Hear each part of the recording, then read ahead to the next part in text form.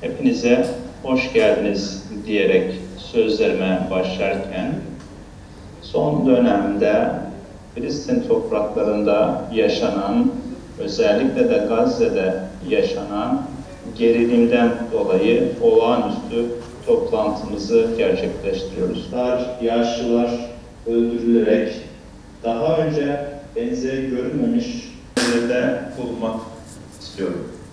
Tüm üye ülkelerin İsrail'le yapmış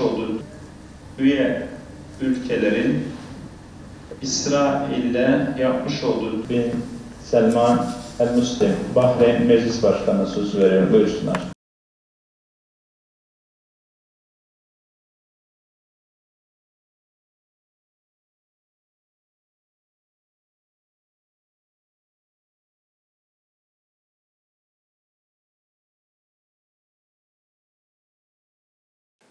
Bismillahirrahmanirrahim. Elhamdülillahi Rabbil alemin. Esselatu vesselamu ala seyyidina Muhammed ve ala alihi ve sahbihi ve sellem. Esselamu aleyküm ve rahmetullahi ve berekatuhu. Değerli Meclis Başkanı kardeşlerim, İSİPAP'ın dönem başkanı, Cezayir Meclis Başkanı, değerli dostum, yine aynı şekilde İSİPAP Genel Sekreteri kardeşim, hepinizi en içten en kalbi selamlarımla selamlıyorum. İsrail'in Filistin'de gerçekleştirdiği insanlık suçlarını konuşmak ve alınacak tedbirleri gözden geçirmek için düzenlenen bu toplantı dolayısıyla katılımcılara ve toplantıyı düzenleyen dönem başkanına, genel sekretere Türkiye adına selam ve sevgilerimi ifade etmek istiyorum.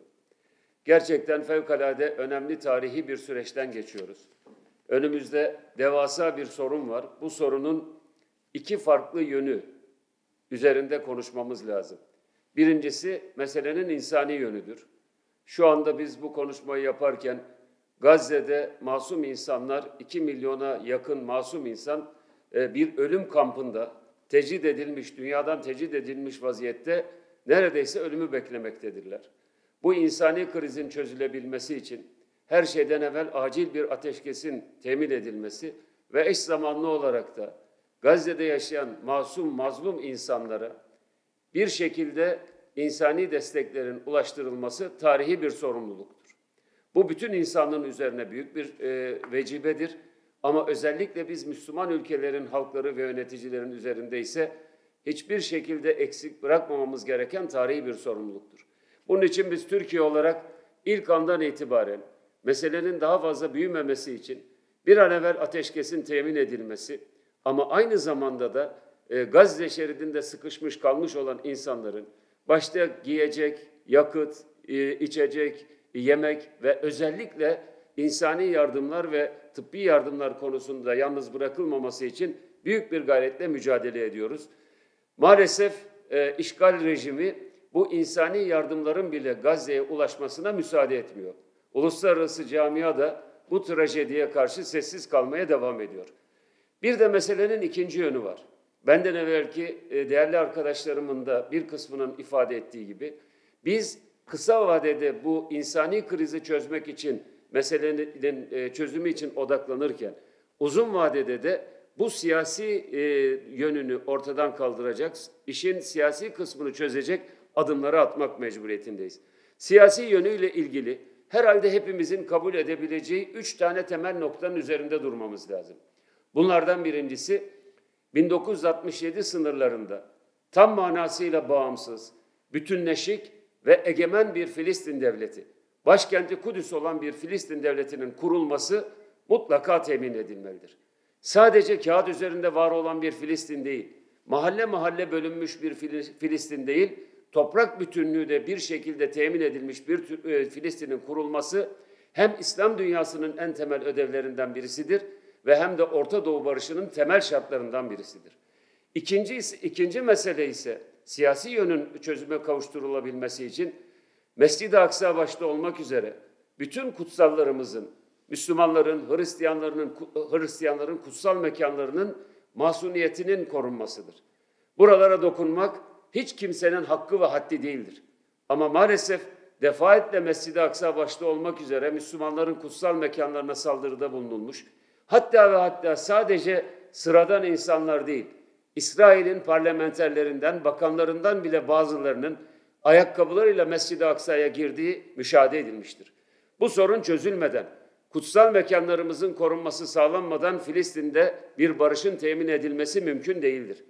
Bir başka temel mesele ise, üçüncü mesele ise yerleşimciler meselesidir.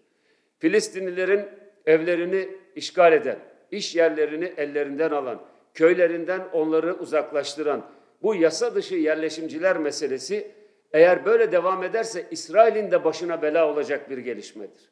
Onun için diyoruz ki eğer bir Filistin barışından bahsediyorsak mutlaka yasa dışı yerleşimciler meselesi de çözülmelidir. Bu siyasi yön üzerine odaklanmak, buradaki çözümlerin ortaya konulması için çözüm yollarını göstermek, başta İslam ülkeleri olarak bizim ve barıştan yana, hakkaniyetten yana olan bütün dünya ülkelerinin temel vazifelerindendir. Değerli kardeşlerim, değerli meclis başkanları, hepimizi yüreğimizi sızlatan bir başka mesele ise bu kadar açık bir insanlık suçu ortadayken, dünyanın egemenlerinin bu konudaki sessizliği, bırakın sessizliğini, başta bazı Batı ülkeleri olmak üzere bazı ülkelerin açık tarafgirliği ve ikiyüzlülüğü ve maalesef bu sivil kayıplara karşı bile sessiz kalmaları bir insanlık için bir utanç vesilesi olarak ortada duruyor. Siviller arasında bazılarının hiyerarşi oluşturduklarını görüyoruz. Yani söz konusu Müslümanların yaşadığı dram olunca sessiz kalanlar ama dünyanın başka yerinde bir kötülük ortaya çıktığında buna karşı seslerini çıkartanlar aslında insanlar arasında bir hiyerarşi ortaya koyuyorlar. Bu açık bir insanlık suçudur, açık bir ırkçılıktır ve Türkiye olarak bunu kabul etmediğimizi bir kez daha ifade etmek isteriz. Değerli dostlar, değerli kardeşlerim, dünya tarihi bize bir şey öğretiyor. Dünyada barışın ve esenliğin kapısı Orta Doğu barışıdır. Orta Doğu'da barış olursa, denge olursa dünya barış ve esenlik içerisindedir. Orta Doğu barışının kapısı, o kapının kilidini açan anahtar ise Filistin'in hakkı ve hukukudur. Orta Doğu'da gerçekten özgür bir Filistin devletinin kurulması, yaşadığımız dönemde dünya barışının teminat altına alınması için mutlaka ama mutlaka temel şartlardan birisidir. Bu vesileyle gerilimin daha fazla büyümemesi, bu kargaşanın, bu ateşin başka bir şekilde yaygınlaşmaması için dünyanın başka tarafından gelen üçüncü ülkeleri uyarmak da vazifemizdir. Eğer Orta Doğu'da devam eden bu gerilim bu şekliyle devam ederse, bazılarının yaptığı gibi bu ateşin üstüne benzinle gidilirse bu ateş dünyayı yakar. Onun için herkesin hassas olması, aklını başına alması lazım. Bir başka önemli mesele ise buradan çıkaracağımız, sürekli çıkardığımız derslerden birisidir. Sayın Cumhurbaşkanımız Recep Tayyip Erdoğan'ın bütün uluslararası platformlarda dile getirdiği gibi dünya 5'ten büyüktür. Şimdi teklif ediyoruz, diyoruz ki Dünya Birleşmiş Milletler Güvenlik Konseyi toplansın. Toplansa ne olacak? Toplandığında o konseye gelecek bir kınama kararı ya da İsrail'e karşı bir yaptırım kararı konseydeki dayıları tarafından veto edilecek. Dolayısıyla dünyada hakkaniyetli, adaletli yeni bir küresel sisteme ihtiyacı olduğu ayan beyan ortadadır. İnşallah bu insanlık trajedisi yeni bir dünya sisteminin kurulmasının kapılarını açacak ve bu ihtiyacın karşılanması da hep beraber çalışarak temin edeceğimiz bir husus olacaktır. Değerli kardeşlerim, değerli dostlar, değerli meclis başkanları, hiç şüphesiz bütün bunları dünyaya karşı söylerken şöyle iğnenin ucunu da biraz kendimize batırmamız lazım. Bizler de dünyada yaklaşık 2 milyar nüfusa sahip olan Müslüman ülkelerin temsilcileri olarak daha fazla sesimizi daha yüksek perdeden çıkarmamız gerektiğini unutmamamız gerekiyor. Ümit ediyoruz ki İslam ülkeleri de kendi aralarındaki bu toplantıları sonuçsuz bırakmaz. Sesimizi en yüksek perdeden, bütün mazlumların duyacağı kadar değil, bütün zalimlerin korkacağı kadar çıkartmak zorundayız. Bunun için her uluslararası platformda biz sözümüzü daha kuvvetli bir şekilde dile getireceğiz. Örnek olsun diye söylüyorum. Bendeniz dün akşam Hindistan'dan geldim. Ve orada G20 toplantısı vardı. G20 toplantısında da farklı oturumlarda bu meseleye dikkat çekerek İsrail'in yaşatmış olduğu bu insanlık trajedisinin sonlandırılması için orada bulunanlara çağrı yaptım. Bütün arkadaşlarımızın, bütün temsilcilerin, uluslararası toplantıların hepsinin kıymetini bilip buralarda sesimizi yükseltmemiz gerektiğini hatırlatmak istiyorum. Son olarak şunu ifade etmek isterim. İnşallah bu toplantı sonuçsuz kalmaz. Bu toplantının sonunda çok güçlü bir deklarasyonu ortak bir bildiri olarak dünya kamuoyuyla paylaşırız. Biz Türkiye Büyük Millet Meclisi olarak 12 Ekim'de mecliste grubu bulunan bütün partilerin ortak deklarasyonuyla, ortak imzasıyla kuvvetli bir bildiriyi dünya kamuoyuyla paylaştık. İnşallah bugünkü toplantının pratik sonuçlarından birisi olarak çok kuvvetli bir toplantının Sayın Cezayir Meclis Başkanı'nın en başta teklif ettiği çok kuvvetli bir deklarasyonun bu toplantı sonunda ilan edilmesini biz de Türkiye olarak teklif ederiz.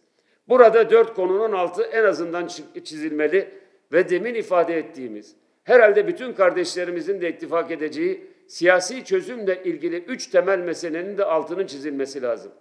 Öncelikle bu deklarasyon İsrail'in işlediği suçlara, savaş suçlarına karşı bütün dünya kamuoyunun dikkatini çekmek zorundadır. Bu deklarasyon mazlum Filistin halkına karşı desteğimizi ilan eden ve somut bir takım yardım çalışmalarına güç veren bir deklarasyon olmalıdır. Bu deklarasyon aynı zamanda bütün İslam ülkelerinin aralarındaki siyasi farklılıklara, fikir farklılıklarına rağmen Filistin davasına tam bir bağlılığının da ifade edildiği bir deklarasyon olmalıdır. Son olarak bu deklarasyon uluslararası camiaya da tarihi sorumluluklarını hatırlatmalı, içinde bulundukları bu sessizliği aşarak bundan sonraki süreçte mazlum Filistin halkının hiç olmazsa topyekün bir soykırıma, hatta topyekün bir etnik temizliğe tabi tutulmaması için üzerine düşen sorumluluğu yerine getirmeye uluslararası camiayı da davet etmelidir. Ben bir kez daha bu toplantıyı tertip eden Cezayir Devlet Başkanı, Cezayir Meclis Başkanı ve dönem başkanı, aynı zamanda İslam İşbirliği, İslam Ülkeleri Parlamenterler Birliği Genel Sekreteri arkadaşımız olmak üzere bütün bu toplantıya şeref veren meclis üye başkanı arkadaşlarımızın hepsine teşekkürlerimi ifade ediyorum. Türkiye halkı olarak, Türk milleti olarak sonuna kadar Filistin halkının yanında olduğumuzu bir kere daha deklare ediyorum. 4 asır boyunca Filistin topraklarında esenliği, barışı, kardeşliği ve dostluğu temin etmiş, tesis etmiş bir milletin çocukları olarak bu bölgede barışın mümkün olduğunu bir kere daha teyit ediyorum. Bunun yolunda Filistin'in haklı davasına destek vermekten geçtiğini ifade ediyorum. Hepinize en kalbi selam ve sevgilerimi sunarım. Allah'ın selamı, rahmeti, bereketi, mağfireti üzerinize olsun.